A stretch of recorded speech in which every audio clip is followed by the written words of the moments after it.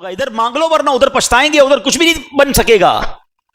میں آج ایک واقعہ پڑھ رہا تھا, کیا واقعہ ہے, اور اس نے ہلا دیا نا. حالانکہ یہ واقعہ صحابہ کرام کے ساتھ ہوا, مگر دیکھو یہ ہوتی ہے معافی.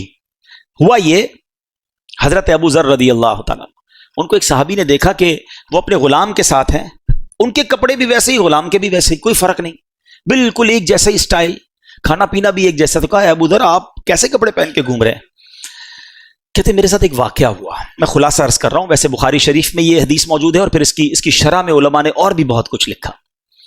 کہتے میرے ساتھ ایک واقعہ یہ ہوا کہ میں نے حضرت بلال رضی اللہ تعالیٰ عنہ کو کوئی بات چیت ہوئی ہوگی تو کہہ دیا کہ اے کالی ماں کے بیٹے, کیونکہ آپ بلیک تھے, آپ افریقن تھے, غلام تھے, کچھ بات پہ انہوں نے کہہ دیا. حضرت بلال کو بہت زیادہ دکھ ہوا, وہ پہنچ گئے نبی پاک علیہ السلام کے پاس, کہا حضور حضرت ابو ذر نے مجھے ایسا کہا ہے. پیارے آقا علیہ السلام نے حضرت ابو ذر سے صرف یہ فرمایا کہ لگتا ہے ابھی تک تمہارے اندر وہ جہالت کے زمانے کی کچھ چیزیں باقی ہیں. خلاصہ عرض کر رہا ہوں, حضرت ابو ذر رونے لگے, اتنا روئے, اتنے پریشان ہوئے کہ باہر گئے اور حضرت بلال سے کہا بلال جب تک تم میرے منہ پر اپنا پیر نہیں رکھو گے میں سمجھوں گا مجھے معافی نہیں ملی ہے. یہ کیسی معافی تھی, یہ کیسی ندامت تھی.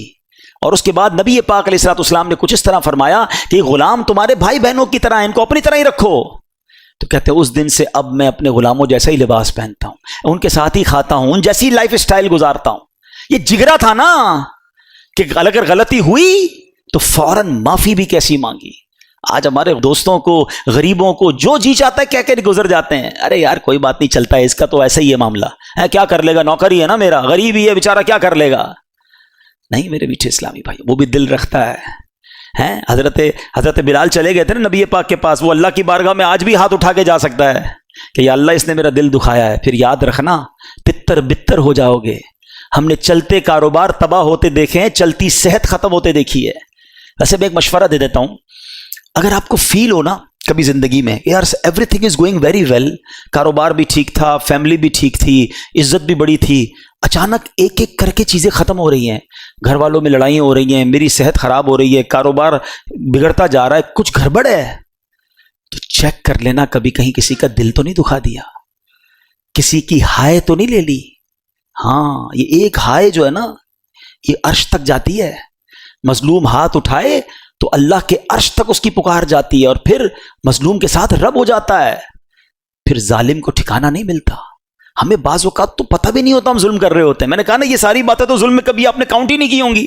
ہم تو ظالم کہتے ہیں اس کو جو پستول اٹھا کے کسی کو قتل کرتا ہے. ارے بھائی پستول کا وار کم تکلیف دیتا ہے جو زبان کا وار تکلیف دیتا ہے.